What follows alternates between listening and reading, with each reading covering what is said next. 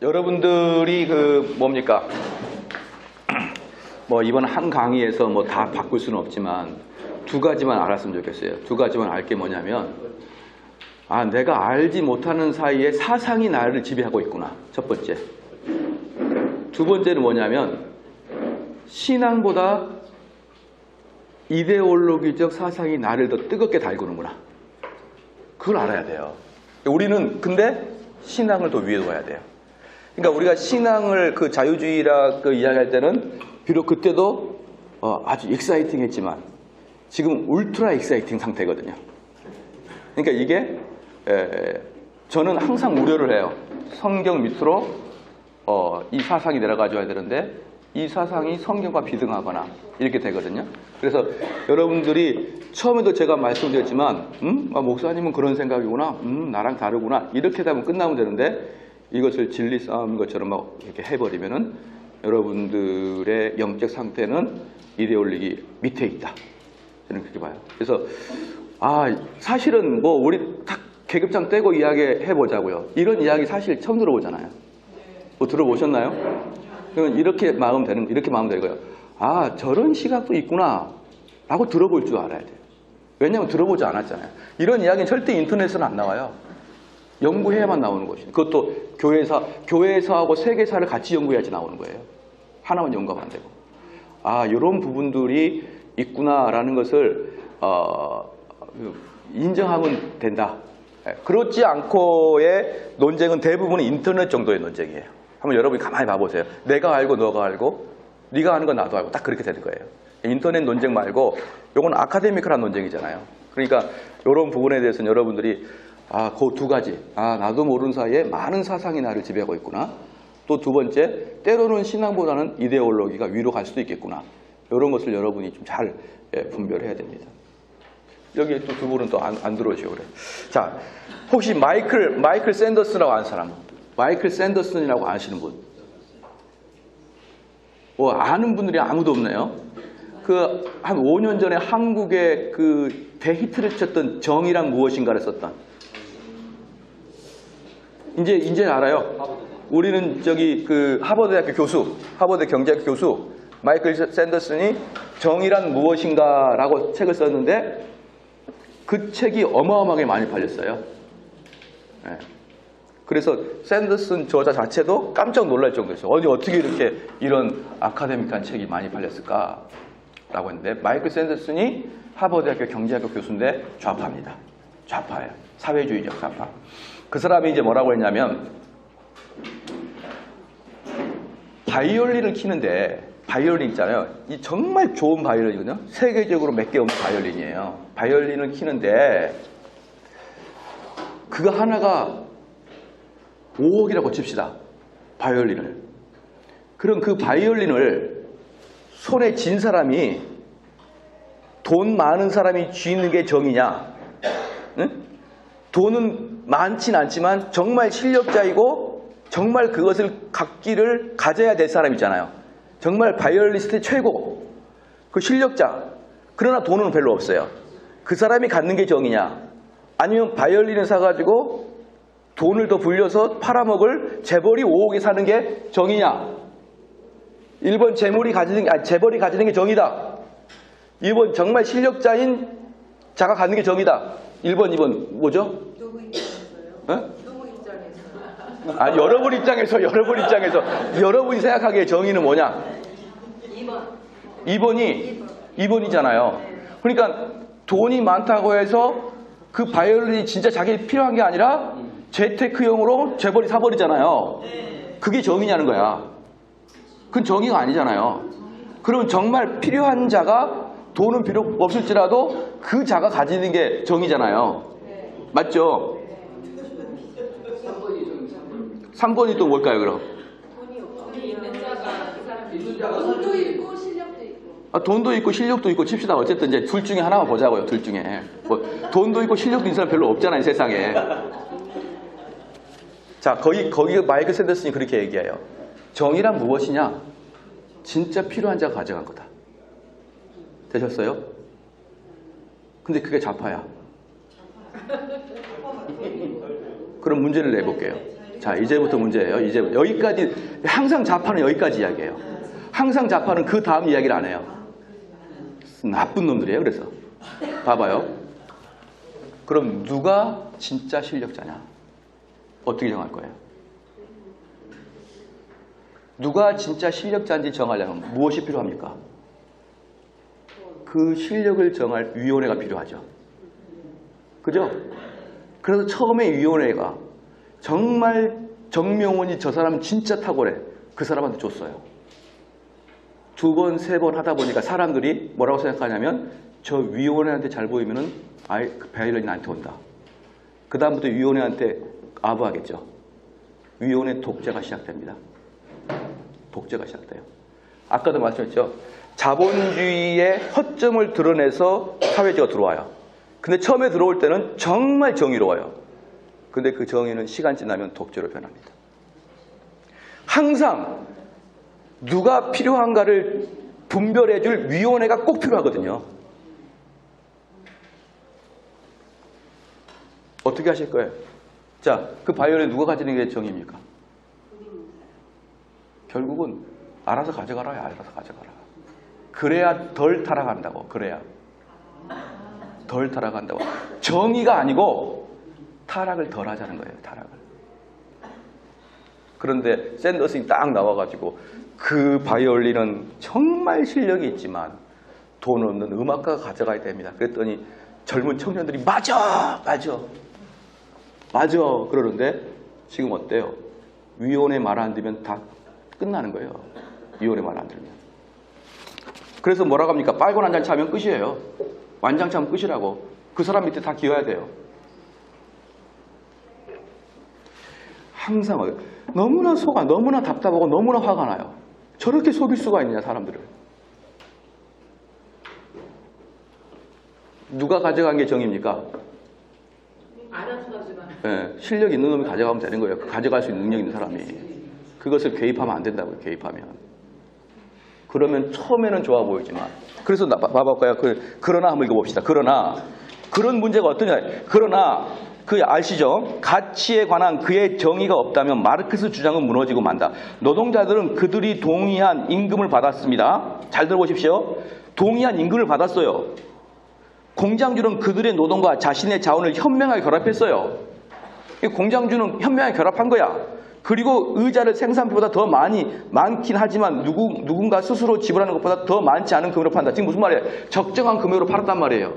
좋은 재료를 가지고 현명하게 했으니까. 그러니까 뭐가 됩니까? 그는 기업가로서의 노력에 의해 이익을 보상받았어요. 됐죠? 여기에는 계급혁명 투쟁과 혁명을 가져올 수밖에 없다고 하는, 이렇게 만들어버리는 거예요. 요런, 그러니까 기업가의 열심히 노력을 해서 기업가가 이윤을 남겼는데, 아까도 말씀드렸지만 기업가가 자기가 자원하는 말로 내가 나눠줄게. 이거는 괜찮았단 말이에요. 그런데 기업가는 많이 벌고 밑에 사람은 나눠주지 않는다. 분명히 합법적으로 돈을 주는 만큼 주기로 했는데 그것을 혁명의 과제로 삼아버립니다. 여러분. 그래놓고 나서 뭐라고 합니까? 그리고 나서 봐봐요. 마르크스의 이 같은 실수가 수천만 명을 죽였어요. 이 이론이. 여러분, 우리 어떻게 생각하면 이거 무슨 일입니까 이게? 이 착하게 살아보자고 한 이론이 수천만 명을 죽였단 말이에요. 이 이론 가지고. 왜? 수많은 아저씨들이 나 더 안 줄 거야 그러다가 다 죽어버린 거예요. 이게 강도 아닙니까? 강도. 만약에 강도가 가가지고 이 사람한테 밤에 칼 딱 뒤밀고 야, 돈 내놔. 돈 안 줘. 그래서 죽였어요. 왜 안 줬냐? 나눠갖지 않았잖아요. 돈 달라는데 나눠갖지 않았잖아요. 저는 사랑이 없는 거잖아요. 죽였어요. 그게 합법적이 아니듯이. 주고자 하는 사람이 자발적으로 주지 않는데 가서 내놔. 그래서 안 내놔다. 그래서 찔러 죽이는 게 어떻게 그게 수천만 명을 죽이지 않고 배기겠습니까? 그게. 그 사상이 수천만 명을 죽였다니까요. 공산주의는 바로 마르크스 경제학에서 나오는 거예요. 근데 그것을 지금 얼마나 많은 여기저기에서 이야기가 되고 있습니까? 최소한 사장이 탐욕스럽고 죄인이라도 죽이지는 말자 이거예요. 죽이지는 말자. 자본주의는 안 죽이잖아요. 안 팔고 그래도 안 사버리면 될 거 아닙니까? 거기 안 가버리면 되잖아요. 그래서 여기서 보시죠. 마르크스의 이 같은 실수가 수천만 명의 목숨을 잃은 원인의 하나가 되었고요. 그리고 더욱 큰 문제는 아직도 많은 이들이 이 같은 이유에서 경제학을 옳게 이해하지 못하고 있는데 그들은 기업주나 최고 경영자의 높은 임금과 고용인들의 낮은 임금을 비교해야 한다. 근데 아까 우리 신 집사님 예를 들어 항상 모든 예화는 간단하게 들어야 이해가 되는 거예요. 우리 신 집사님이 자본가 정신으로 이제 커피숍을 열었거든요. 열었어요. 그랬더니 커피숍이 안 됩니다. 그러면 거기다가 얼마 투자했습니까? 네, 그건 비밀로 하고 대외 비밀로 합시다. 그 개인적인 프라이버시니까 한 1억 투자했다고 칩시다. 그 인테리어가.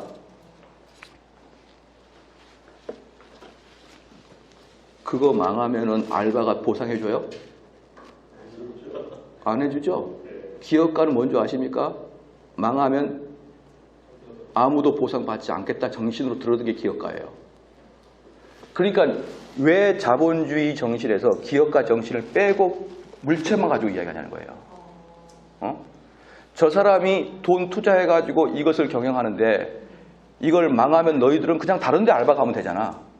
근데 나는 어때요? 나의 인생과 전 재산 걸고 이거 했잖아요. 그거 인정 왜 안 해주냐고요. 그러니까 당연히 사업가는 당연히 많이 가져가야죠. 왜? 위험을 감수했으니까. 여러분이 용광로 들어가면 위험수당 줘요, 안 줘요? 주죠. 근데 사업을 한다는 것은 모든 것을 잃을 수 있다는 각오를 가지고 들어가는 거예요. 근데 왜 기업가 정신을 카운트해 주지 않냐고요, 여러분. 그래서 이렇게 딱 이제 이렇게 대기업 연봉들 쫙 비교한 다음에 야, 너희들은 착취받다. 착취받고 있다. 딱 그러는 거예요. 봐보십시오. 삼성전자 사장 신종균이가 120억을 받아가는 중에 삼성전자 직원은 566만 원 받아갔다? 이렇게 얘기해요. 그럼 삼성전자 직원 어때요? 일은 우리가 다 하고 밤새도록 일은 다 하고 종균이가 다 가져갔네? 이렇게 하죠. 근데 신종균이라는 사람은 이 사람 하나하나로 전 세계 갤럭시가 왔다 갔다 해버려요. 이런 건 고려해주지 않고 이렇게 딱 객관적 자료만 비교해놓고 이거 너희들 어떻게 할 거야? 뒤집어 엎지 않으면 우리가 뭐가 되느냐? 모든 이익금은 저 임원들이 다 가져가고 우리는 법조로 주겠다. 그 돈만 주고 있지 않느냐? 그리고 실질적으로 삼성은 성과급제 많아요. 아시죠? 그래서 노조가 없는 거예요. 예를 들어서 이제 그렇다 그 말이죠. 그리고 최저임금은 10,000원도 되지 않는다. 이것은 사기다라고 주장하는 것은 억지일 뿐입니다. 그 노동자들은 속아서 또는 강제에 의해 일을 하지 않았다면 사기라고 할 수도 없습니다. 누가 약속된 보수의 일을 스스로 선택했죠. 강제한 거 아니고 주기로 했던 거 안 준 것도 아니고 뭐가 문제냐는 거예요. 뭐가? 그럼 거기에다 사랑이 없는 거예요. 이렇게 하면 안 된단 말이에요. 그렇게 이야기하면 그건 곧 천국이다 이 말이에요. 니르바나의 신화로 접근해버린다는 거예요. 그러니까 곧바로. 경제적 가치가 보는 사람의 눈에 달려 있다는 것은 아니다. 그것은 그의 눈은 같은 것이라도 다른 환경에서는 달리 볼 수 있습니다. 시원한 것에서 있을 때와 땀을 흠뻑 흘리고 축구한 이후에 물 한 잔의 가치는 다를 수밖에 없습니다. 제가 알프스산 갔더니요. 알프스산 꼭대기에 알프스산 그 무슨 꼭대기죠 거기가? 융프라산 융프라 꼭대기에 갔더니 신라면이 10,000원이에요.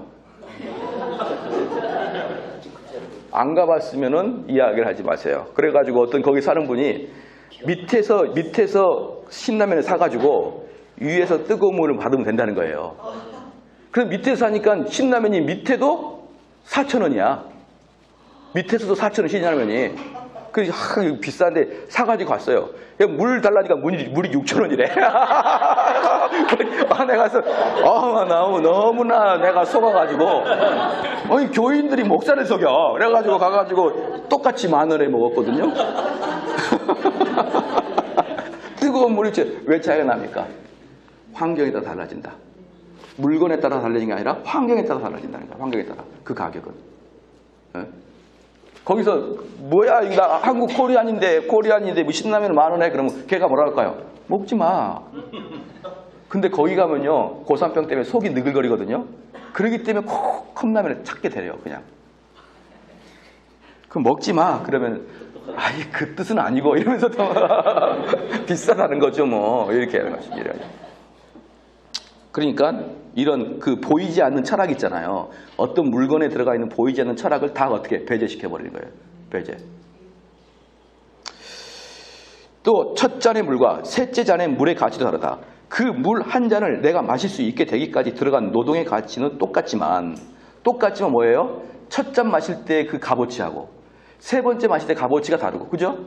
목마를 때 하고 목이 안 마를 때 값어치 다르고 땅에서 마실 때 하고 산골에서 마실 때 가치가 다르다. 다 다르기 때문에 그 가치를 누군가가 통일수로 정한다, 정하지 못한다? 정하지 못해야 되는 거예요. 그런데 국가가 개입해가지고 모든 물은 어때요? 천으로 딱 통죠. 그래버리면 산에서 아무도 물을 안 팔 거예요. 물은 사람이 살기 위해 꼭 필요한 더없이 귀한 것이지만 우리는 원할 때는 언제나 물을 얻을 수 있습니다. 그것도 거의 공짜로 말입니다. 하지만 반 고흐의 그림은 사람이 살기 위해 꼭 필요한 것은 아니지만 엄청나게 비쌉니다. 그의 그림이 아주 드물다는 것이 그 이유 중에 하나입니다. 그럼 반 고흐의 그림이 비싼 이유는 뭐예요? 시작? 드물기 때문에 비싼 거예요. 그러니까 이게 꼭 내 삶에 필요하냐, 정말 필수적이냐, 그게 가격을 결정하는 게 아니고 가격을 결정하는 것은 엄청나게 많은 요인이 들어가 있단 말이에요. 그 이야기를 하는데 사회주의는 어떻게 한다고요? 딱 잘라서 통일된 가격을 만들어 버린다고요. 물과는 달리 반 고흐의 작품은 마트나 자판기에 살 수가 없습니다. 그 이름은 희귀할 뿐 아니라 욕망의 대상입니다. 그러므로 갈증으로 죽기 직전이 아니면 보편적인 사람은 물보다 반 고흐의 그림을 가져갈 것입니다. 만약 당신이 경제적 가치를 틀린 곳에서 찾고 있다면 작은 그림과 큰 돈을 기꺼이 바꾸는 게 모순처럼 보일 것입니다. 그러나 경제적 가치는 나를 비롯한 많은 사람들이 시장의 상품과 서비스를 어떻게 평가하느냐에 관여해 있다는 것을 당신이 깨닫기만 한다면 그것이 더 이상 모순으로 생각되지 않을 것입니다. 지금 무슨 말입니까? 시장의 가격이 모순으로 생각되지 않아야 된다. 아담 스미스가 보십시오. 아담 스미스가 뭐라 했냐면요. 아담 스미스는 목사님이라고 그랬잖아요. 목사님이에요. 그러니까 정확하게 목사는 아니지만 신학을 했던 분이에요. 아담 스미스가 뭐라고 했냐면 시장의 가격은 누가 정하는 것이다. 시작? 들어봤을 것 같은데요. 소비자인데 그것을 뭐라고 했어요? 응? 시장? 시장의 가격은 누가 정한 거다? 보이지 않는 손이 정한다. 들어봤잖아요. 고등학교 나왔잖아요. 다. 시장의 가격은 보이지 않는 손이 정한다. 애담 스미스가 해석했습니다. 그 보이지 않는 손을 성령이라고. 하나님의 섭리 성령이라고 적었어요. 보이지 않는 손을. 그 이유가 다음에 나와요. 왜 그걸 성령이라고 왜 하나님이라고 했는지. 그러니까 하나님이 하실 것을 인간 개입하지 말라는 거예요. 하나님이 하시는 일을 왜 인간이 개입하냐는 거예요. 그러니까 아담 스미스가 성직자라니까. 근데 그 국부론 경제학을 다 때려치우고 유물론 마르크스 경제학 이론이 꽉 잡고 있으니 이 같은 통찰은 일찍이 중세에 기독교 학자들이 비롯되었지만 자본주의를 비판하는 크리스찬들 대다수는 그들에 대해 전혀 몰라요. 자본주의를 비판하는 크리스찬들이 아담 스미스를 읽어보지 않아요. 읽어보고 비판하지 못합니다. 저번에 누군가가 저한테 그랬어요. 막 논쟁하길래 제가 한마디 했습니다. 국부론 읽어보셨나요? 아니요. 또 하나 읽어봤어요. 그 마르크스 자본론 읽어봤나요? 아니요. 전 둘 다 읽어봤어요. 국부론과 자본론. 둘 다 여러분이 읽어내기에는 숨막히게 두꺼워요.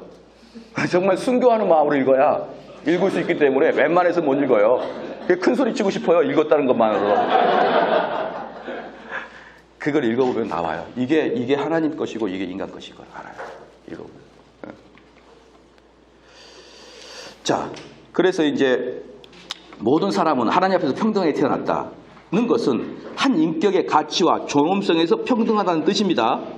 우리의 가치는 시장 소비자들의 필요와 욕구에 따라 달라지지는 않습니다. 그러므로 시골의 어린이는 수많은 일자리를 창출하는 대기업의 총수와 똑같은 가치를 지닙니다. 그러나 시골의 어린이와 대기업의 총수는 똑같은 경제적 가치를 갖지는 않아요. 아시죠? 사실 경제적인 면에서 대다수의 어린이는 자산이라기보다는 부채죠. 어린이들은 생산하고 유지하는데 돈이 많이 들기 때문이다. 그렇다고 자신의 어린 딸의 가치가 없다고 할 사람은 거의 없을 것입니다. 삶과 현실에서는 경제학 말고도 많은 것들이 있는 것이에요. 제로섬 게임의 신화입니다. 거래에는 승자가 있으면 패자가 있기 마련이다. 이것이 누가 만든 거라고요? 마르크스가 만든 거라고요. 그러니까 저들이 가져가면 우리 뭐예요? 패자라는 거예요. 루저. 당신들은 루저 또는 흑수저. 이게 사회주의가 만들어낸 거라고요. 왜? 승자가 독식해 놨으니까.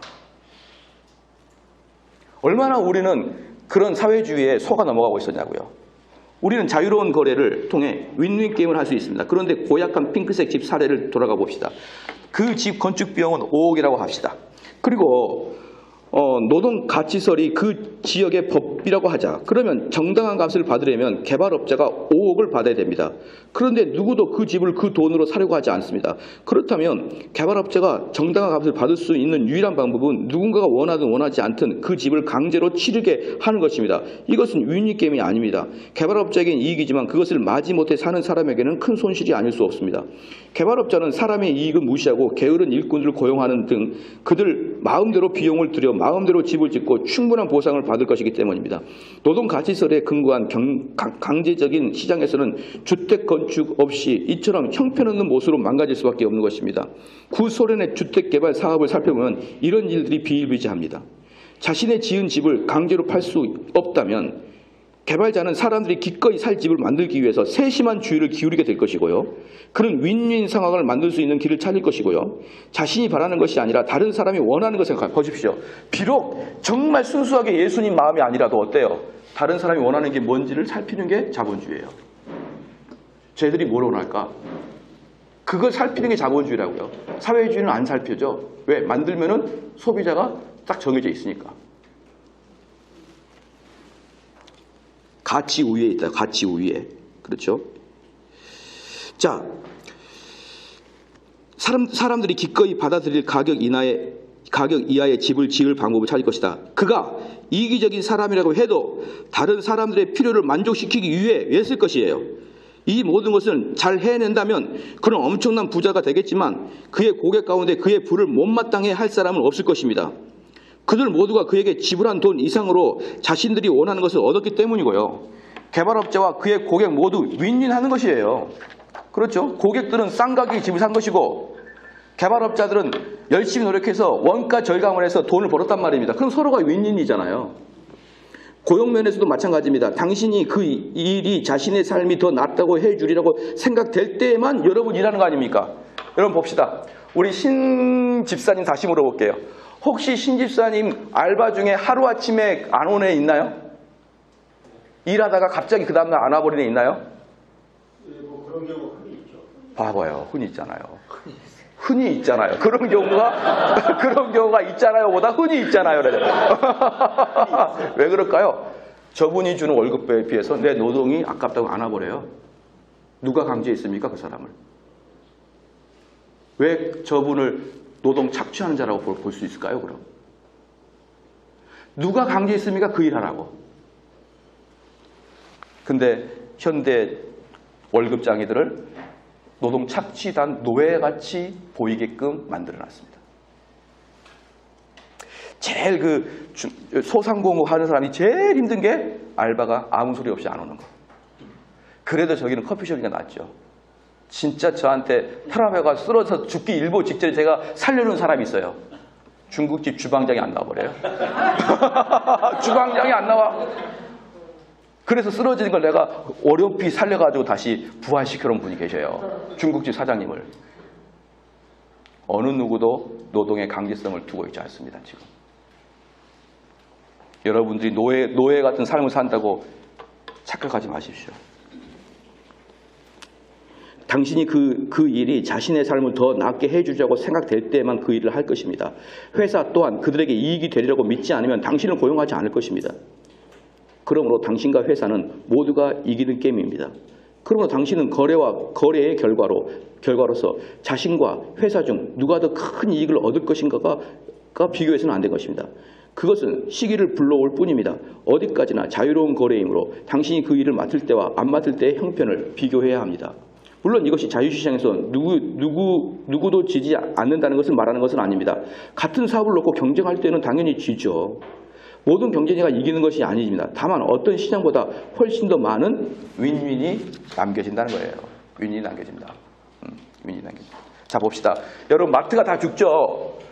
아니, 대형 마트 때문에 재래시장이 다 죽죠? 그럼 재래시장이 윗니께서 진 거죠? 그러면은 대형 마트가 있으므로 또 뜨는 애가 있어요. 누가 뜹니까? 지방에서 농사 짓는 데는 안전하게 수급됩니다. 대형 마트랑 연결되면. 옛날에는 고구마를 심었으면 이 고구마를 어떻게 할까 했는데 대형 마트랑 연결되면 그들의 고구마는 안정적으로 납품이 돼요. 그러니까 뭐예요? 다 윈윈한 건 아니에요. 그러니까 재래시장은 죽어도 시골 농부는 살아요 또. 그러니까 이걸 간단하게 보면 안 돼요. 그럼 사회주의는 어떻게 본다? 선동한 사람 어떻게 본다? 대기업 마트하고 재래시장만 딱 보는 거예요. 그리고 전체를 보여준다 안 보여준다? 안 보여주는 거예요. 그럼 사람들이 어때요? 이거 대기업 안 되겠네 또 들어가죠. 근데 실제로 그 대기업 때문에 축산농가에 젖을 짜서 안전하게 보급하고 어부들이 안전하게 마트에 보급하고 고구마도 안전하게 보급됩니다. 왜? 그들은 대기업은 1년치를 계약하니까. 통으로 이렇게. 자, 그 다음에 그러니까 우리는 선전선동을 안 당하는 것 같이 우리가 나름대로 현명하다고 생각하지만 선전선동 당하지 않는 사람이 없을 만큼이나 많이 당해요. 우리는 모르지만 아마 저도 분명히 뭔가에 선전선동 당하고 있을 거예요. 뭔가에 모를. 저도 깨닫지 못한. 그러나 나중에는 언젠가 깨달을 수가 있겠죠. 그리고 돌아보면은 선동을 당했던 거예요. 저도. 예. 물론 이것이 자유시장에서 장난감으로 삶입니다. 장난감 물물 교환은 원시적인 체제이다. 그러나 실생활에서는 전혀 다른 교환이 일어납니다. 자, 무슨 말이냐면요. 실생활에서 우리는 자산을 대신할 수 있는 돈을 가지고 있어요. 왜 자산을 가지고 있냐면은 장난감 교환은 쉽죠. 근데 나는 파인애플을 먹고 싶어. 파인애플 사고 싶은데 우리 집에는 염소가 있어요. 그럼 염소 끌고 와서 파인애플 100개 살 수는 없잖아요. 그러니까 이런 문제 때문에 뭐가 생기는 거예요? 돈이 생기는 거야. 그런 문제 때문에. 예. 그래서 실생활 우리 자산을 대신할 수 있는 돈을 가지고 있습니다. 돈은 거래의 윤활유와 같은 존재인데 돈은 양의 조정이 얼마든지 가능한 일반적인 교환 수단이므로 경제의 모든 문제를 해결할 수 있습니다. 돈 덕분에 우리는 쉽게 거래하고 더 많이 선택할 수 있습니다. 또 실생활에서 우리는 물건뿐 아니라 우리의 노동이나 기술, 아이디어, 창작물도 거래합니다. 어느 한도 내에서 거래 상대자들이 자신들의 경쟁 우위를 특화하여 그것이 초점을 맞추는 것이 가장 좋습니다. 당신의 경쟁 우위는 기술이나 운 또는 입지에 근거할 수 있습니다. 그러니까 뭡니까? 남들보다 더 기계를 잘 만드는 기술이나 심지어는 남들보다 큰 키도 입지가 있겠죠. 뭐 하는데? 농구선수 하는데. 예? 그러니까 모든 사람은 남들보다 더 앞서는 입지들이 하나 두 개씩 있다. 자세히 살펴보면 그러나 엄청난 차이에도 불구하고 교환 놀이와 자유시장에는 똑같은 법칙이 지배하고 있는데요. 시장이 제 기능을 제대로 하기 위해서는 사람들이 사유재산을 소유해야만 한다. 사유재산에는 우리들의 물건뿐 아니라 노동시간, 아이디어, 따라서 사유재산을 존중하는 사회에는 도둑질과 사기행위, 납치, 노동 착취 따위를 막는 법이 있어야만 되는 거예요. 아시겠죠? 자, 사유재산을 봅시다. 주목. 사유재산은 내가 알아서 돈은 벌 수 있는 법으로 보호를 받아야 되죠. 내가 돈을 벌 수 있는 그 노력과 모든 것들이 법으로 보호를 받아야 되죠. 또 하나, 그 사유재산을 처분할 수 있는 것을 법으로 보호받아야 돼, 안 받아야 돼요? 그게 사유재산 끝이잖아요. 내 돈을 내가 마음대로 처분할 수 없으면 그게 무슨 사유재산입니까? 그렇죠? 근데 내가 돈을 딱 내 아들한테 주려고 그러는데 유산 상속세 50%. 그 사유재산 부정하는 거잖아요. 그잖아요. 상속세를 내지 말자가 아니라 과도한 거 받지 말자. 과도하게. 그건 사유재산 억압하는 거예요. 여러분 생각해봐요. 일평생 노력해서 돈을 벌었는데 10억 벌었는데 국가에서 5억 가져오래. 그거 여러분들 사유재산 인정합니까? 안 합니까? 안 하는 거잖아요. 자세히 생각해봐요. 안 하잖아요. 그래서 나중에 정말 어떤 사람이 나타나가지고 유산 상속세 90% 그럼 어떡할 거예요? 90% 그럼 어떡할 겁니까? 그것도 국가에서 하는 거니까 우리가 따라야지 그렇게 할 거예요? 그건 국가가 강제적으로 돈 뺏어가는 거 아니에요? 상속세 100% 그럼 어떡할 거예요? 있을 때는 마음껏 누려. 죽을 때는 다 국가에 내고 가. 그럼 어떡할 겁니까? 좀 더 극단적으로 생각해 보라고요. 그럼 답이 나와요. 답이. 그렇게 하면 돈안 벌지 않잖아요. 응? 그렇게 안 하잖아요. 만약에 그렇게 한다 그러니까 지금 극단적으로 말한다 그런 거예요. 극단적으로. 그러니까 50% 가져가는 것도 우리 사유재산을 어느 정도 인정하지 않고 있다는 거예요. 않고 있다는 거예요. 그러면 내 사유재산을 포기할 만큼 오케이 그 정도 되겠다. 그 정도의 선에서 멈춰야죠. 지금 50% 넘었다니까. 상속세가. 여러분 일평생 벌어봐요. 나중에 아들아 줄 건 없고 돈 주라 했더니 상속세 떼가고 뭐 떼가고 그러면 얼마 아들한테 주지도 못해요. 그건 자기 일평생 노력해야 될 이유가 뭐가 있습니까 그럼? 응? 내 돈을 내 마음대로 처리도 못하는데 그냥 그렇게 통과 툭툭 돼도 그냥 TV 보고 드라마 보고 앉아서 재밌다 뭐 이러고 있는 거 보면 참 속이 아픈데 이미 통과가 된 걸 어떻게 합니까? 이미 통과가 된 걸. 50% 결정됐어요? 50% 결정이 되는지 모르겠지만 하여튼 되려고 하든지 결정되든지 그럴 거예요.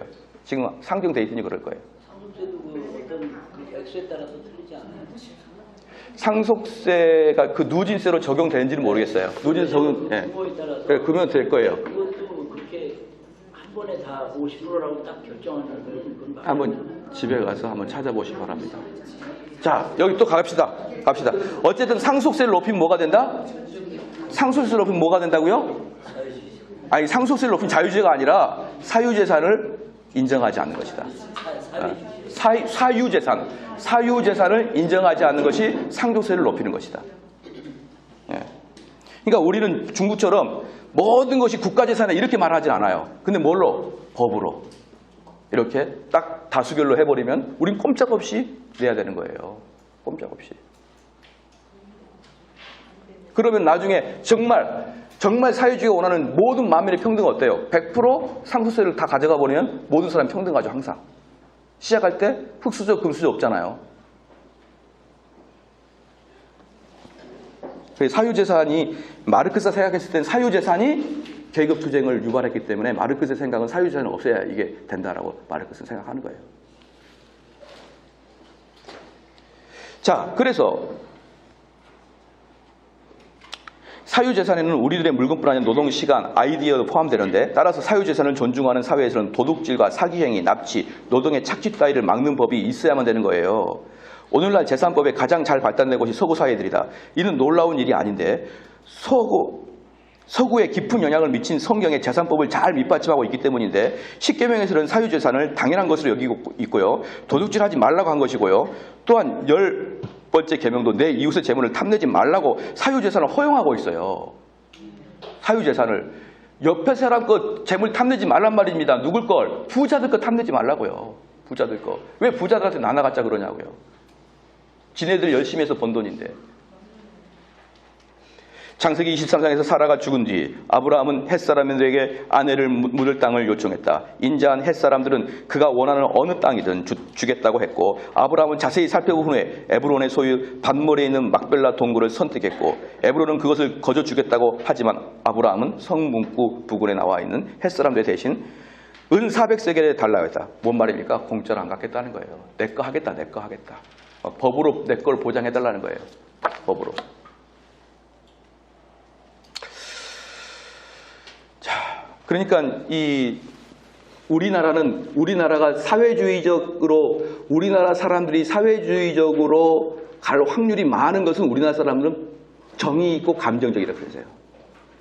어제도 말했지만 사회주의는 항상 정과 감정을 팍 넣어버리거든요. 그래서 우리 한국은 또 동양은 사회주의로 돌아가기가 엄청나게 쉽습니다. 우리는 법적인 게 아니에요. 이게 법이다 이렇게 나가면 우리는 왠지 삭막해요. 근데 이 서구는 어때요? 율법과 성경에 익숙하니까 법이다 그러면 끝이에요. 그게 더 이상 넘어가지 않아요. 그들은. 왕의 나라라고 우리나라는 이제 아까도 말했지만 서양은 1000년 넘게 성경적인 나라였다고요. 아무리 그가 교류가 잘못돼도. 근데 우리는 수년 동안 뭐예요? 무속이잖아요. 무속이 뭡니까? 남이 어떻게 되든 나 하나 잘 되면 되는 거잖아요. 무속은. 그걸로 우리 조상 대대로 DNA 깊숙이 있지 않습니까? 남이 어떻게든 나만 잘 되는데 어떻게 사회주의가 됩니까? 그 바른 사회주의가. 완전히 깨져버리죠. 그리고 우리는 제일 뭐예요? 사촌이 땅에서도 배 아픈데.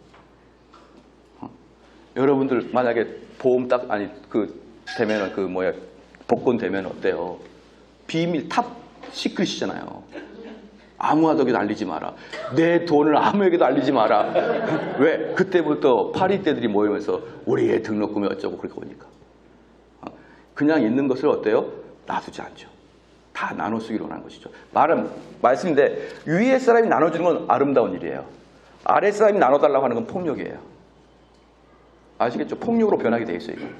항상 폭력으로 변하게 돼 있습니다.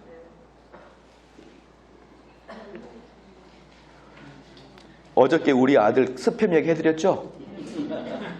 자기는 아껴 먹었는데 실컷 먹었던 애가 오빠 나눠 먹자고 했잖아. 교회에서 안 배웠어? 교회에서 안 배웠어? 그걸 절 찾아와가지고 아빠 오빠는 나눔이 없어. 그러니까 우리 아들도 뭐가 뭔지 모르겠는데 기분이 나빠요. 딱히 뭐가 잘못이라는 걸 몰라. 근데 기분이 나쁘니까 막 짜증을 내는 거예요. 그래서 아직도 개발도상국에서는 그들의 명확한 소유가 아니거나 단지 법 외적인 소유인 땅에서 농사를 지으며 살고 있습니다.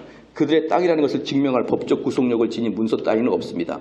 그 결과 같은 땅에서 수십 년 동안 힘들게 일하지만 하루벌이의 삶을 벗어나지 못합니다. 그들에게 땅은 노동의 직접적인 대상일 뿐 실질적인 자산이 아닙니다. 그들은 땅의 막대한 잠재력을 이용할 수 없습니다. 단기적으로 행동할 뿐 장기적으로 계획하지 못합니다. 비공식적이나 법외적인 소유인 이런 땅을 죽은 자본이라고 부릅니다.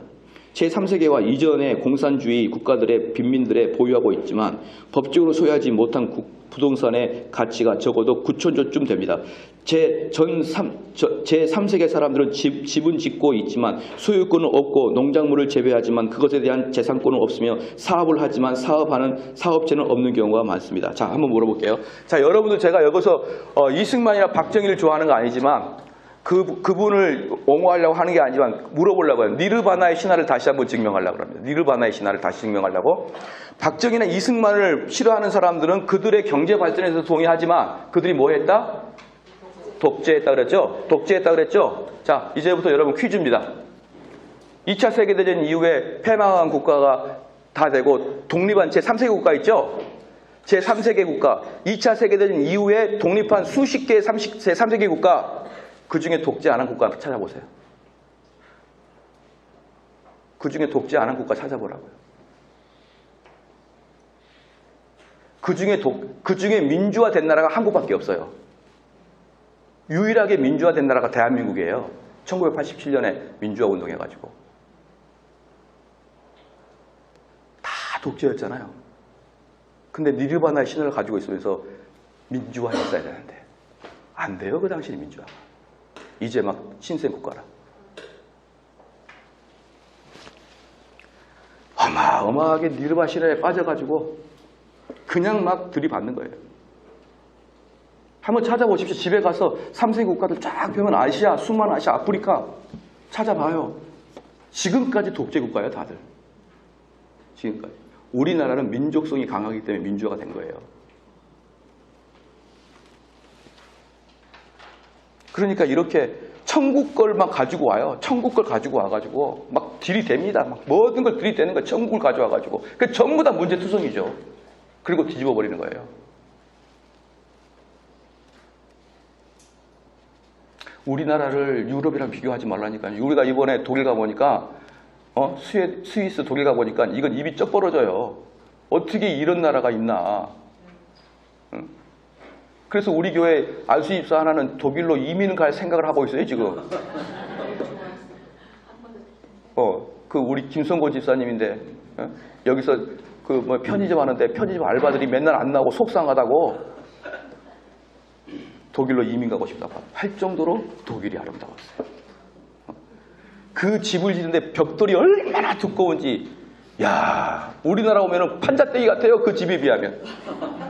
하이델베르크 성을 갔는데 하이델베르크 성이 두께가요, 이 건물 반만 해요. 벽이 두께가. 정말 이게 이 인간들이 인간인가 싶어요. 천사인가 인간인가, 이만큼 두꺼워요. 이렇게 하니까 끄떡도 안 하는구나. 응? 그렇게 수천 년, 천년 이상을 유럽을 지배하는 국가더라고. 어? 이제 막 보고마가 된 지 100년도 안 되는 대한민국하고 같냐고요. 근데 왜 그것을 그렇게 비교하냐고요. 내 친구 목사님들이 그러더라고요. 백인들이 사는 곳에서 앵글로색슨족은 하나의 특권이다. 왜냐? 접근하기 어렵다는 거예요. 그들에게. 앵글로색슨족에게는. 백인 옆에 가는 게 얼마나 큰 장벽인 줄 아냐? 그들은 그 백인이라는 것만으로도 우리를 압도한다. 그렇게 말해요. 안 된다니까요, 우리가. 그들하고.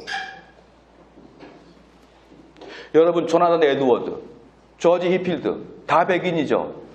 대한민국 신학자나 목사의 책이 번역돼서 영어로 간 거 있나 봐봐요. 봐보시라고요. 누가 봅니까?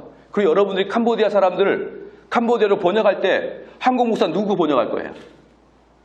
누구 거? 정대원 거 말고 누구 거 있어요? 난 책도 별로 없고 다들 존 오웬이니 그분들 거 번역할 거 아니에요? 소유리문 다 번역하고.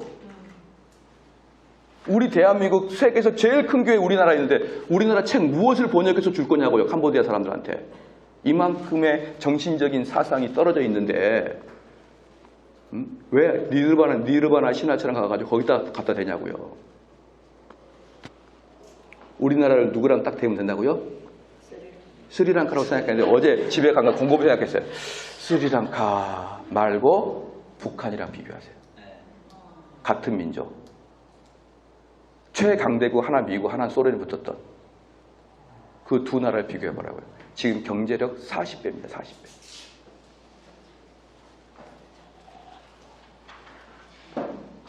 그게 하나님이 우리에게 두 눈 똑바로 뜨고 대한민국 봐라! 이게 자본주의와 사회주의 결과 다 보여주잖아요. 3%는 그어놓고. 근데도 여러분 안 보입니까? 그 북한에 사는 인민들이 인민의 삶을 삽니까? 마음에 안 들면 저기다 갖다 놔 곡사폰과 다 죽여버려라. 어떤 문제든지 잘못된 문제를 발견하려면 잘못된 문제를 발견해낼 수 있어요.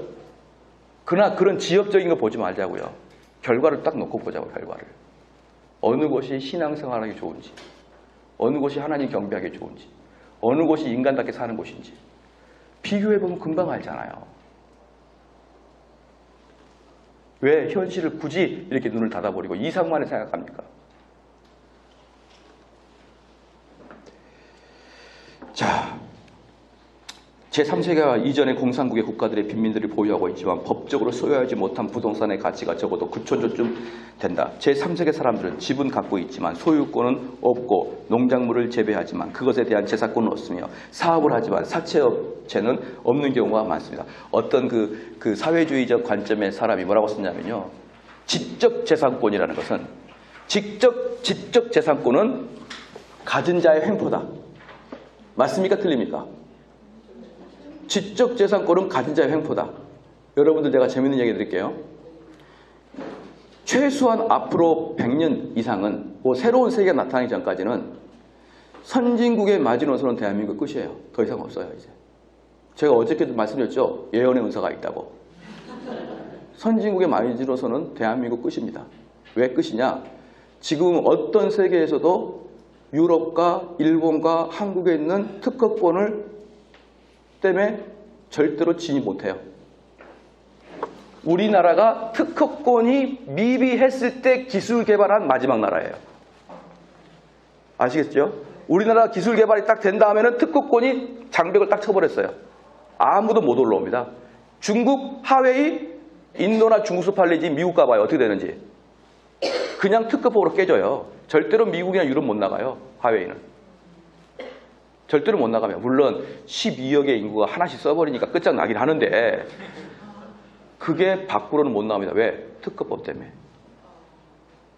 절대 못. 만약에 여러분이 자동차를 개발하려면 왜 중국 애들이 전기 자동차를 개발하죠? 시작. 엔진 자동차는 도저히 접근 불가능하고요. 뭔만 개발하면 특허에 걸려요. 그 우리 한국이 먼저 개발했다. 그러니까 울며 겨자 먹기로 전기로 가는 겁니다. 우리가 독일이랑 뭐 스위스랑 일본이랑 미국이 전기차를 못 만들어서 중국이 앞서가는 것 같죠? 여러분 전기차 한번 타봐요. 방전되면 어떡할, 찌찌찌찌 하면 어떡할 거예요? 이렇게 하면 어떡할 거예요? 다른 걸 개발해. 전기차는 안 좋아요 별로. 여러분 타보면 알아요. 타보면 전기차가 이거 별개라는 거 아니라는 거 알아요. 테슬라, 미국에서 테슬라 쑥 들어간 거 아시죠? 만들었다가 전기차가 쭉 가다가 지금 가장 큰 문제가 뭐예요? 쭉 가다가 아유 기름이 떨어졌네. 여보 기름 넣어. 3시간. 어떻게 할 거예요? 충전시켜야 될 거 아닙니까? 여러분 핸드폰 시키는데 몇 분 걸려요? 최소한 반나절 이상 꽂아놔야 100% 되잖아요. 근데 그 큰 배터리 방전된 거 충전하면 몇 시간 걸릴까요? 시작. 하루 종일 걸려요. 하루 종일. 근데 엄청나게 개발해가지고 3시간까지 줄였다 갑시다. 여러분 부산 가다가 여보 연기 와서 몇 시간 걸리죠? 요즘에 기술이 발전해서 3시간 걸립니다. 그럼 어떻게 해? 3시간 동안 앉아가지고 부부싸움 하고 있겠죠. 이게 당신 왜 이런 걸 사가지고 이 바쁜데 누가 전기차 못 만들어서 안 만든 것 같죠? 전기차는 별로 필요가 없어요. 그래서 급속 충전? 아무리 빨라도 1시간 걸리지 않겠어요? 그 큰 배터리가. 그래서 좌파가 뭐라고 했냐면 특허법은 지적재산권은 있는 자들 횡포다. 그렇게 딱 썼어요. 책에. 그리고 그 책 제일 마지막에 뭐라고 썼냐면 이 책은 저작권법이 있으므로 복사하지 마세요. 이게 인간이야 사람이야. 이 책은 저작권법이 있대. 내용은 특허법은 권력자들의 횡포라고 그러고 이렇게 내로남불이에요. 입으로는 정의를 다 외쳐요. 근데 실제로는 정의롭게 못 삽니다. 그렇게. 자, 그래서요. 게다가 이들은 나라에는 높은 관료주의라는 장비부터. 제가 어저께 처음 알았는데 글쎄요. 여기 캄보디아는 경찰청장이 되거나 관료가 되면 몇십 년 한다면서요. 여러분 아시고 있나요? 맞습니까? 아니 우리나라는 경찰청장 몇 년 하다가 바꾸는데 여기는 한 번 되면은 무슨 그렇게 오래 한다면서요. 홀세 자체가 30년. 그러니까 그게 관료제고 그게 독재죠. 관료제 독재잖아요. 3년 돼서 경찰청장, 우리나라 경찰청장은 어떤 존재 아십니까? 우리나라 경찰청장은요, 이렇게 우리 아내가 경찰에서 알아요. 경찰에서 총경이 서장이잖아요. 총경 이상부터는 고위 관료 일용직이에요. 그럼 나가야 돼요. 네. 그러니까 일당 받고 하는 거예요. 그래가지고 만약에 농민이 있어가지고 백남기 농민이 물대포 맞아 죽었다. 그럼 어떻게 되는 거예요? 그럼 경찰청장 옷 벗어 나가? 그럼 되는 거예요. 그러니까 우리나라 고위 관료는요, 공무원처럼 안정직이 아니라 사건 터지면 대통령 앞에서 옷 벗고 나갈 그런 방패막이에요. 그러니까 누가 경찰청장을 하고 싶겠냐고요. 네가 해라 그러다가 내가 할게 그러고 맞는 거예요. 그리고 몇 개월 하고 나와요. 몇 개월 하고. 지금까지 경찰청장 마지막까지 경찰청장이 은퇴한 사람은 제가 알기로 한두 명, 허준영인가 누구밖에 없어요. 거의 대부분 중간에 옷 벗어요. 이런 사람한테 무슨 부패가 있겠습니까? 부패 없어요. 거의 우리나라는. 지금은 거의 없어요. 여러분들이 만약에 딱 한국 가가지고 못 모르고 딱 공무원만 나가가지고 아이고 좀 잘 봐주십시오. 봉투에다가 한 50만 원 줘봐요. 어떻게 되는지 아십니까? 사진 찍어가지고 고소해버려요. 이 인간이 나한테 줬다고. 그러니까 돈을 주려도 눈치를 많이 봐야 돼요. 저거 인간이 눈을 받을까 안 받을까. 그냥 줬다가 큰일 납니다. 여러분. 큰일 나요. 담임 목사가 되니까 공무원을 자주 만나게 되더라고요. 근데 마음속에 이 인간 돈 한번 줘볼까 이런 마음이 있어요. 왜? 하도 껄쩍스럽게 그러니까. 그런데 그날 그랬다가는 이거예요. 이거 우리를. 왜? 3년 만에 2년 만에 바뀌니까. 근데 20년 30년 했는데 뭐가 두려워요? 관료제죠. 제3세계 국가는 관료제입니다. 아까도 말씀드린 제3세계 국가 중에 민주화된 나라는 한국밖에 없기 때문에 한국은 비리가 엄청나게 없어졌어요.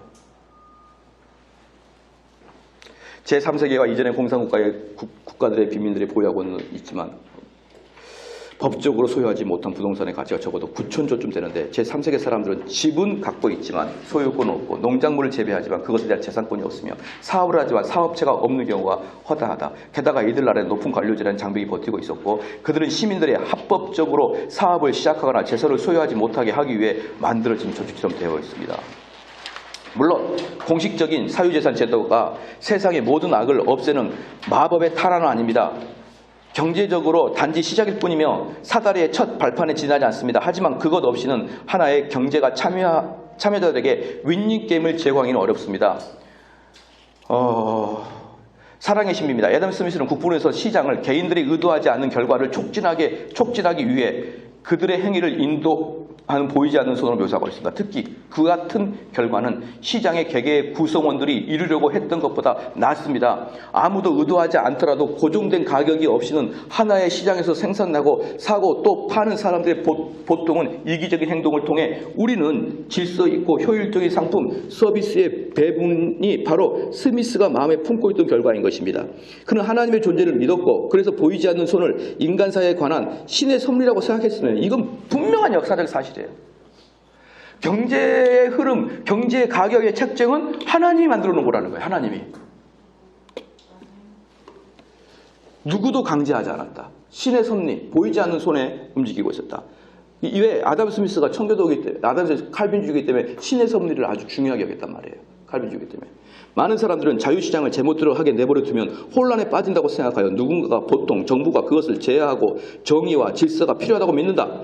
1980년대 구소련의 마지막 서기장 고르바초프는 영국을 방문하여 대체 수장과 함께 곳곳을 둘러보다가 당혹한 표정으로 누가 영국 사람을 먹고 살도록 하느냐고 물었습니다. 대체 수장은 누구도 아니다. 바로 가격 자체다라고 대답했어요. 바로 그것 덕분에 고도의 관리를 받는 경제의 소련인들보다 훨씬 더 잘 살게 됩니다. 자, 다시 한번. 사회주의, 그럼 뭡니까? 사회주의, 딱 한마디. 사회주의는 경제를 국가가 관리하는 거예요. 요것만 알고 있으면 돼요. 사회주의는 누군가의 개입을 촉구하는 게 사회주의다. 누군가가 누군가가 가격 경쟁에 들어가게 되면은 미래는 학살이다, 학살. 그 이유를 이제 아시겠죠? 왜 그게 학살로 돌아가는지. 아니면 적폐 세력의 청산. 아무것도 아닌 것 같죠? 국가가 가격에 경쟁하게 되면 아무것도 아닌 것 같죠? 그러나 들어가는 순간 뭐가 되는 겁니까? 이게 프로세스가 가동되면은 나중에 어떻게 되는 거예요? 학살이나 반대 세력을 제거하는 쪽 다 가게 되어 있다. 그러나 어때요? 자유롭게 놔두면은 누구도 손해를 보지 않고 누구도 억울하지 않게 아름답게 살아낼 수가 있다. 왜? 너무 비싸면 안 사면 되잖아요. 너무 비싸면 안 사면 되잖아요. 자, 그러면 사회주의자들처럼 경제를 중앙에서 계획하자고 하는 이들이 부닥치는 문제들은 어느 정도 짐작할 수 있는 것이다. 하나의 경제 전체를 계획하면 모든 상품, 자, 여기 이제 쭉 이야기하고, 자, 공정거래위원장 김상조 있죠? 그 네모칸에 제가 읽어볼게요. 김상조 공정거래위원장은 22일 공정위가 시장 지배적 사업자의 가격 결정 남용 행위를 규제할 수 있는 권한을 허락해준다면 공정한 시장 경제 질서가 이루어지도록 노력하겠다. 어때요? 시작. 완전히 사회주의죠. 완전히 사회주의죠. 이 사람이 지금 한국 공정거래위원장이에요. 사회주의 하겠다는 사람이. 나 아이팟이라는 데 있잖아요. 이거 제가 설명을 해드릴게요. 왜 한 국가가 왜 전체 경제를 통제하는 것은 불가능하고 그런 하나님의 섭리 안에밖에 없느냐? 자, 봅시다. 연필 한 자루가 있었어요. 연필 한 자루.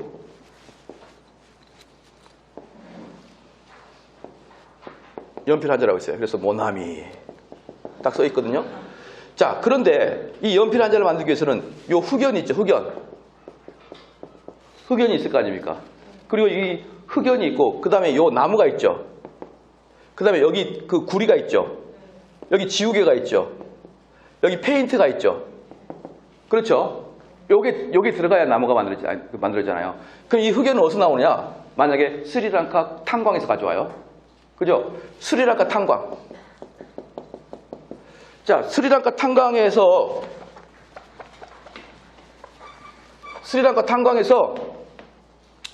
예, 대충만 생각합시다. 흑연을 팔 때 도끼로 파죠? 예를 들어 도끼나 사고로 파잖아요. 그럼 도끼가 있을 거예요. 그 도끼를 만들려면 철이 필요합니까? 안 합니까? 철이 필요하죠. 그 철을 하려면은 저기 포항에서 만들어야 되죠. 포항.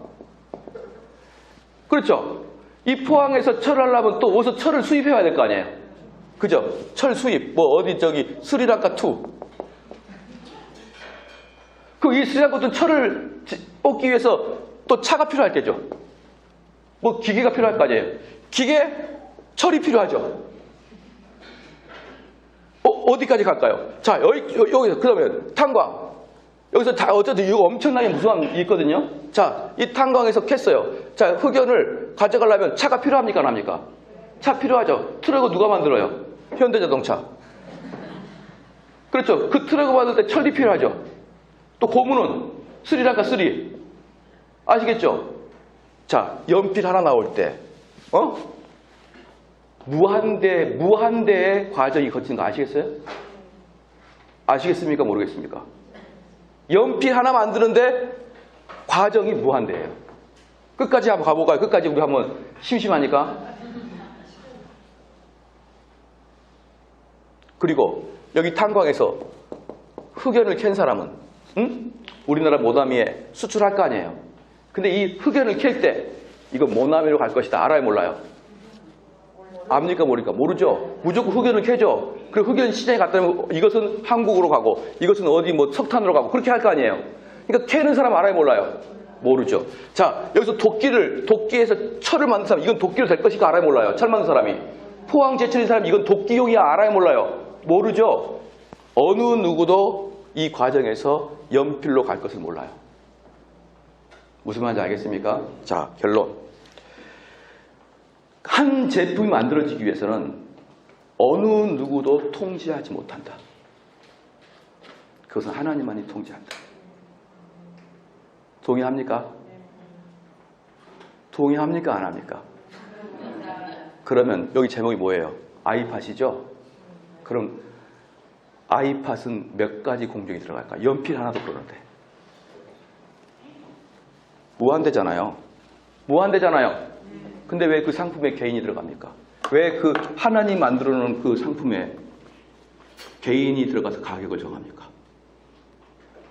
그게 저희 아담 스미스가 하나님을 거역한 것이다 라고 말하는 거예요. 하나님 거역한 것이다. 자기들이 참여할 권한이 없어요. 가격이 정해지는 것은. 그게 나 아이팟이라는 뜻입니다. 그래서 그들은 이것이 바로 나는 아이팟 나노를 가지고 있고 그걸 살아간다. 나는 그것이 어떻게 만들어진지 알 수 없을 뿐 아니라 어떻게 그 멋진 일을 해내는지 전혀 몰라요. 사실 아무도 모르는 거예요. 이 아이팟을 만드는 심지어 애플 사장도 전혀 그 공정을 몰라요. 다 몰라요. 아무도 아이팟이 어떻게 만들어졌는지 아무도 몰라요. 이것이 자유시장의 본질이다. 우리는 자본주의의 야만적 경쟁 대상에서 즉 승자와 패자, 적자 생존 따위에 대해 많은 것을 들을 거예요. 많은 걸 들어요. 아마 그런 주제에 대한 팟캐스트를 아이팟으로 내려받아서 본 사람들이 얼마나 많은지 몰라요. 그러나 아이팟 같은 것들을 가능케 한 자유로운 협력과 상호 의존의 기적에 대해서는 거의 듣지 못하고. 지금 무슨 말이에요? 그동안 자본주의가 얼마나 우리를 핍박하느냐라는 걸 많이 들어도 자본주의가 좋다는 이야기는 거의 못 들었잖아요. 자본주의가 하나님의 섭리라는 걸 못 들었죠. 그냥 자본주의는 탐욕이라고 생각했죠. 들어보자. 우리가 정말 공정한 사람이면 양측을 정당하게 들어봐야 될 거 아니에요. 한쪽만 듣지 말고. 그러면 사회주의를 많이 들었으니까 자본주의의 모습을 한번 보자 이 말이에요. 그리고 여러분들이 이제 선택을 하시라. 알고 좀 듣고 개념을 잡고 선택하면 된다. 자유시장의 해악이 무엇이든 그것에 이 같은 미덕을 처음부터 인정하지 않는 사람들의 비판을 진지하게 받아들이지 마십시오. 사회주의를 이야기하면서 자본주의를 비판하는 사람들이요. 정말 자본주의를 공부한 다음에 비판하십시오. 그리고 인터넷 보고 비판하지 마시고. 내가 부여해 주는 건 또 알 수 있을 것이고요. 넘어가겠습니다. 쭉. 유물론 신화가 나오는데, 유물론 신화는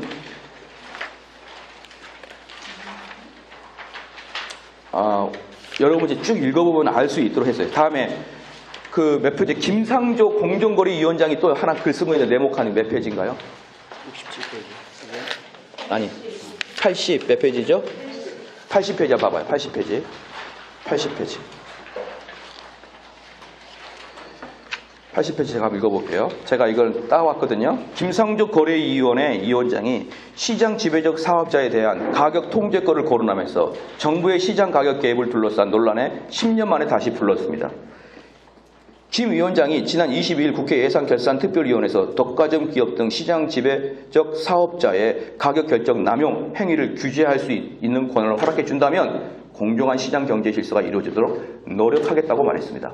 일부 생리대의 유해성 논란이 가격 거품 논란으로 번진 상황에서 나온 발언입니다. 국내 생리대 시장은 유황킴벌리, LG, 유니참이 80% 가까이 차지하고 있는데 생리대 평균 가격이 미국, 일본보다 2배 수준입니다. 그렇다고 하더라도 김 위원장의 발언은 논란거리가 될 것으로 보입니다. 시장 강제에 보이지 않는 손, 이건 기사를 그대로 따온 거예요. 그러니까 기사를 그대로 따온 거예요. 이거 내가 쓴 게 아니고. 보이지 않는 손 가격을 공정위는 보이는 손에 간섭하는 것은 안 된다는 시각과 독과점 기업들의 무분별한 가격 인상을 막아 소비자들의 권익에 도움이 될 것이라는 견해가 맞서기 때문입니다. 공정위의 가격 통제 권한은 10년 전 노무현 정부 시절 추진됐던 적이 있었고요. 공정위는 2007년 독과점 기업 상품의 가격을 정부가 직접 규제할 수 있도록 하는 내용의 공정거래법 시행령안을 입법에 하지만 지나친 시장 개입이라는 여론에 밀려 무산됐습니다. 공정거래인의 가격 통제는 허용될 것인가? 현재 시장 가격에 대한 규제는 방송통신위원회 등의 특정 산업에 대한 예외적으로 하고 있습니다.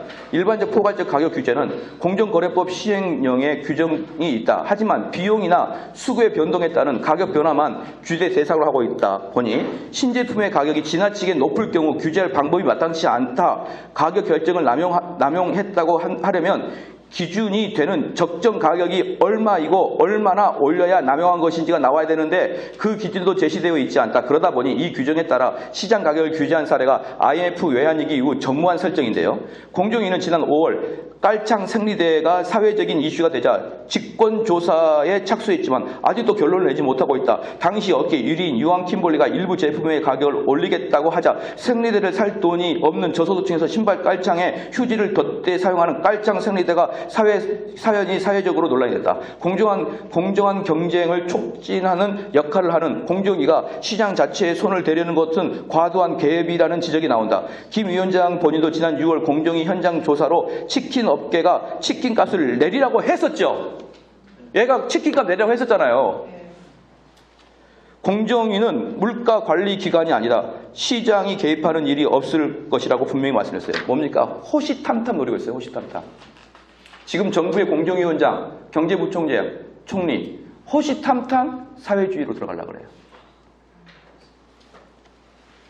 이렇게 하는 자유가 있나요? 다른 나라에? 다른 나라 사회주의는 다 이러죠. 다 이럽니다. 자본주의에서. 어떻게 해요? 그래서 이게 해야 될 게 많은데 오늘은 그러니까 자본주의는 뭐냐면 완벽한 자본주의를 하는 나라는 없어요. 항상 시장 개입을 어느 정도는 통제를 하고 있어요. 그런데 그걸 최소화해야 된다. 최소화. 그래야 결국 그게 하나님이 원하시는 방법이라는 거예요. 그게.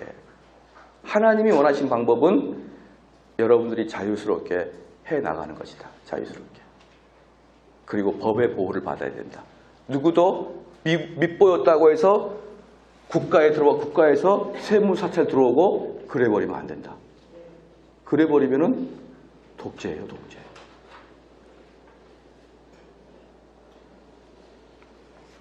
야, 해야 될 일이 많은데요.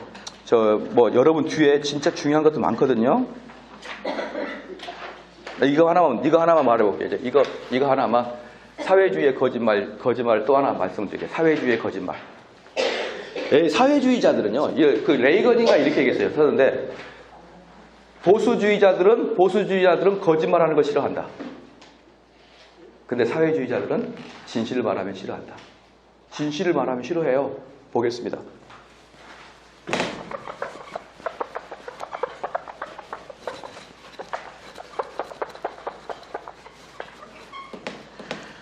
여러분 엘 고어인가요? 미국 부통령. 그 뭐라고 했냐? 북극의 진실인가? 북극의 소리인가?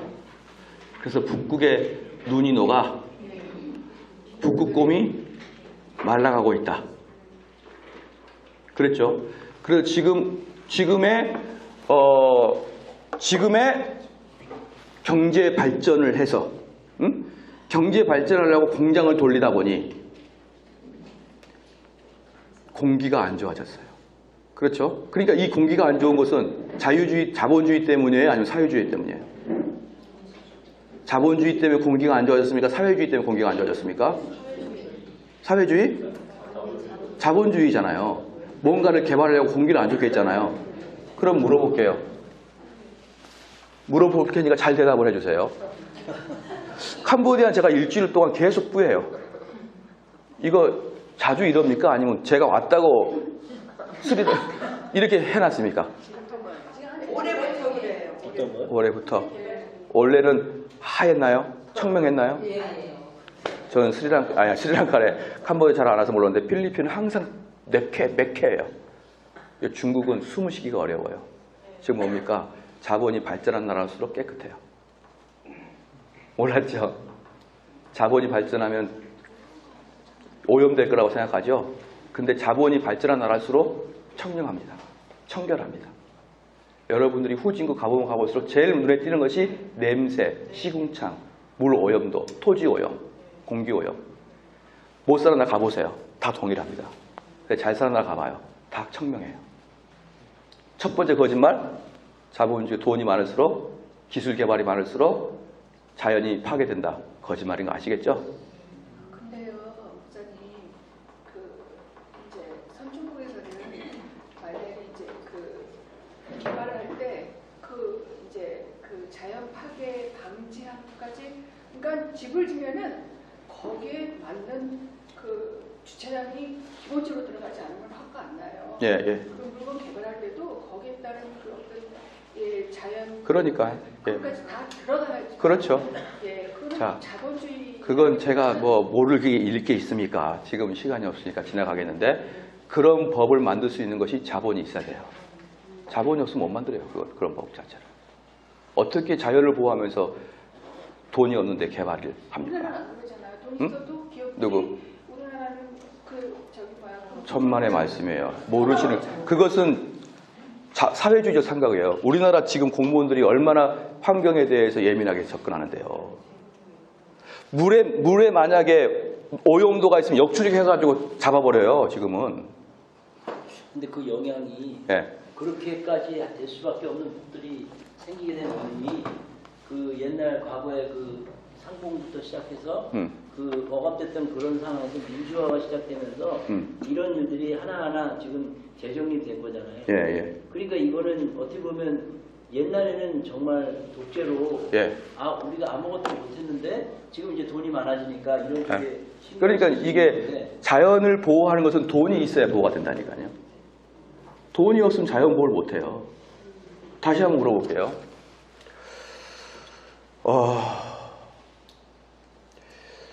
록펠러 알죠?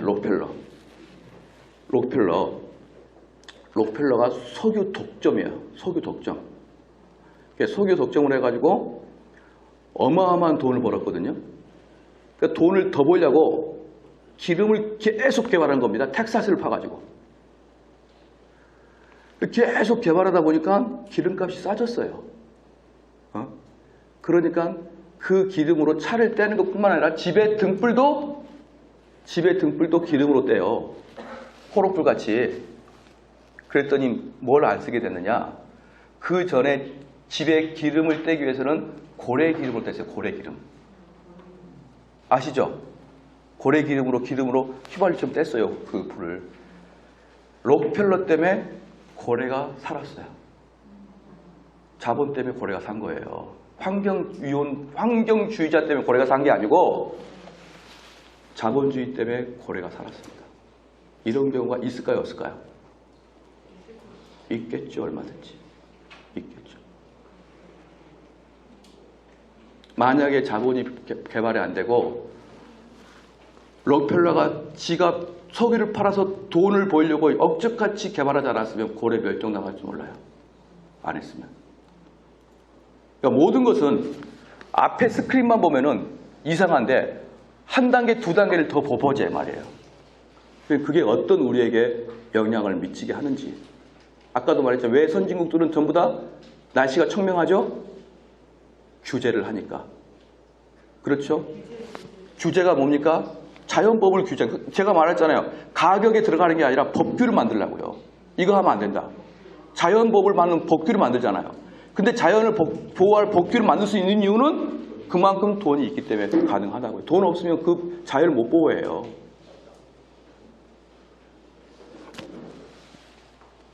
그래서 우리가 지금 속고 있는 것 중에 하나가 제가 뭘 이야기하려다가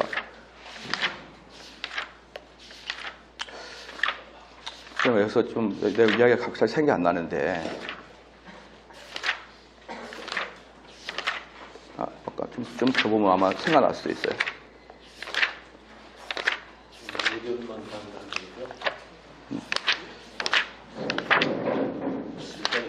예? 예, 여기 오늘 이 시간까지가 마지막이에요. 거래 그거 하시려다가 좋습니다. 김상조는 나쁜 사람이에요. 저는 김상조하고 그 다음에 누가 있냐 그러면요, 그 경제부총리인데 저기 옛날에 고려대학교 교수였다가 이런 책을 쓴 적이 있어요. 젊은이들이여 분노하라. 그 사람 둘 다 완전히 사회주의적. 그러니까 지금 문재인 대통령 보십시오. 경제 두 수장을 사회주의로 올려놨잖아요.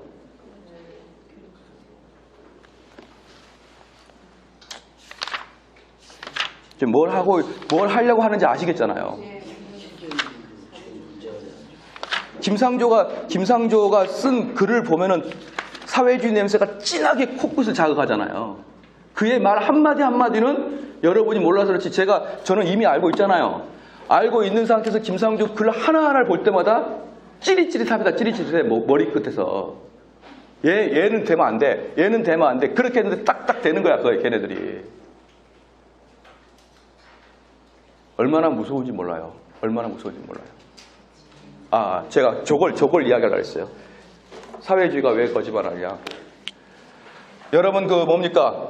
기술 개발은 누가 합니까? 기술 개발은 자본주의가 하죠? 그렇죠? 그러면 기술 개발을 자본주의의 앞잡이로 보면 되는 것이죠. 그럼 기술 개발을 하지 말자. 이건 사실 자본주의 공격하는 거거든요.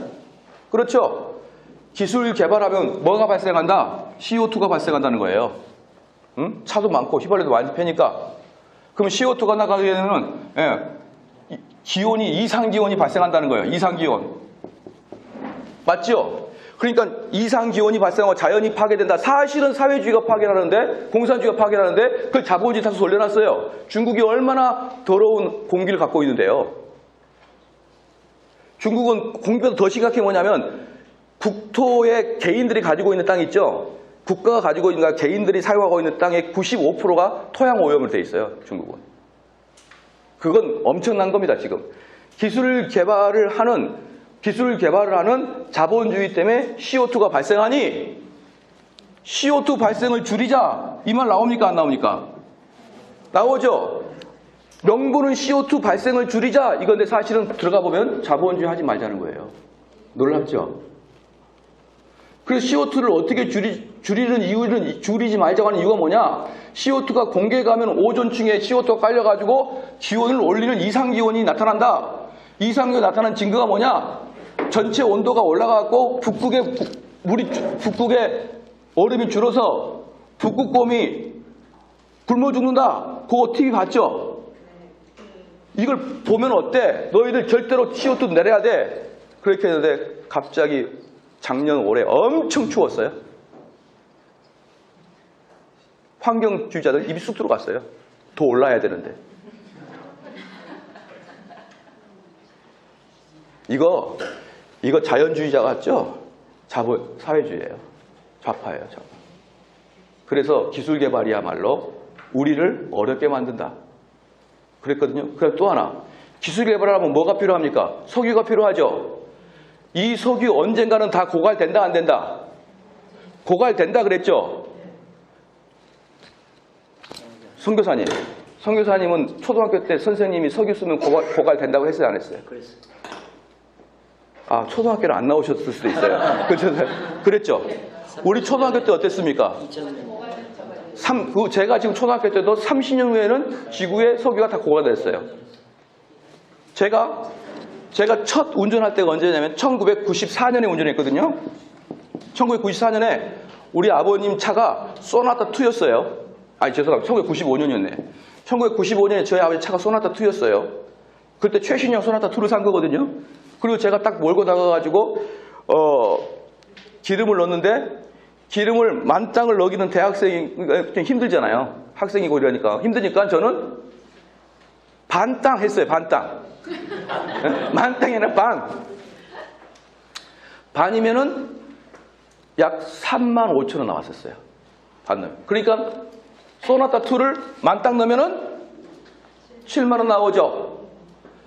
그때가 지금 95년이니까 2005년, 2015년, 20년 전이죠. 지금 소나타 만땅 넣으면 얼마예요? 아니 한국 사람들. 지금 소나타 만땅 넣으면 7만 원, 8만 원 나와요. 8만 원.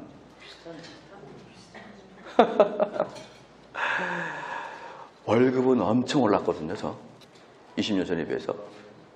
석유를 싸졌어요. 어떻게 할 거예요 이거? 어떻게 할 겁니까? 자, 석유 없어집니까? 안 없어집니까? 자원이 없어진다는 게 좌파예요. 근데 자원은 안 없어집니다. 왠지 아십니까? 제가 보여드릴게요. 이렇게 자원 곡선이 있고 이렇게 그래프로 만들어 봐요. 그래프 만들면요. 20년 전에는 석유가 이 정도에서 나왔습니다. 근데 뭐가 발전하죠? 기술이 발전해요. 그러면 그 전에 석유가 아니었던 것도 석유로 대체가 돼요. 기술이 발전하면. 아시겠습니까? 기술이 발전하면 푹푹 내려갑니다. 푹푹 내려가요. 얼마 전에 미국에서 세일가스 나왔죠? 여러분, 무한 인간의 지혜와 하나님이 주신 그 자연을 탐구하는 걸 발견하면 하나님이 이 땅에다가 충분히 쓸 수 있는 자원을 주셨고 여러분들은 그것을 잘 활용해서 열심히 살아가면 돼요. 그런데 자원 개발을 하지 마라, CO2 줄여라, 이것들은 언뜻 보면은 자연 환경론자 같지만 더 한 발짝 깊이 들어가면 자본주의 하지 말자는 거예요. 이게 다 그래서 제가 다 속고 있다는 거예요. 다 속고 있다. 왜 그렇게 좌파들에게는 환경단체들이 많은가? 왜 그렇게 뿔구족족한 애들한테는 그렇게 도롱뇽을 좋아하나? 왜 그렇게 제주도 기지의 그 기지를 그렇게까지 반대해요? 왜 환경단체들은 전반적으로 일어나? 왜 그럴까요? 그건 순수한 환경 자원이 아니고 그 깊숙한 곳에서는 자본주의에 대한 반감이 있어서 그래요. 여러분 좀 알았으면 좋겠어요. 알아야 정말 이 땅에서의 사람들이 저걸 왜 저렇게 하고 있고 젊은이들은 환경적 그래서 지금은 북극의 눈물인가 북극의 진실인가 그 드라마가 쑥 들어갔어요. 몇 년 전만 해도 엄청 나왔거든요. 근데 지금은 안 나와. 엊그저께 뉴스 보니까 유럽이 영하 40도까지 떨어져 버렸어요. 제가 저기 중국 흑룡가서 갔는데 1월 말에 갔는데 영하 33도야. 그 영하 33도 어떠냐면요. 드라이로 머리를 이렇게 쏘아서 드라이를 놓잖아요. 선풍기 바람이 불어요. 왜? 여기 오는 거리 동안 식어버리니까. 총구 거리 동안 식어버리니까. 영하 33도. 여기 33도. 70도 한 달 사이에 목이 그냥 가요. 그러니까 아니에요 여러분. 이게 환경론자들의 대부분은 스님, 신부님, 좌경화된 자, 좌경화된 자 이런 자들이 환경론자들이에요. 아니 자본주의는 어떻게 하냐. 환경 깨끗하려면 돈이 있어야 돼. 이게 자본주의예요. 여러분들이 정말 자연 파괴하지 않는 곳은 전부 다 선진국, 그 아름다운 산들은 선진국에 있어요. 돈이 많이 없는 곳은 그 아름다운 산도 흠이가 있어요. 우리는 정말 하나님이 주신 이 꼭 좀 마지막 기억하고 싶은 것은 하나님이 자본주의를 그나마 사회주의보다는 자본주의를 우리 인간이 할 수 있는 그나마 차선책으로 우리에게 주셨다. 그리고 지금 현대 한국뿐만 아니라 거의 대부분의 사회는 사회주의에 열광하고 있다. 이건 머지않아 큰 어려움으로 다가올 것이다. 이상입니다.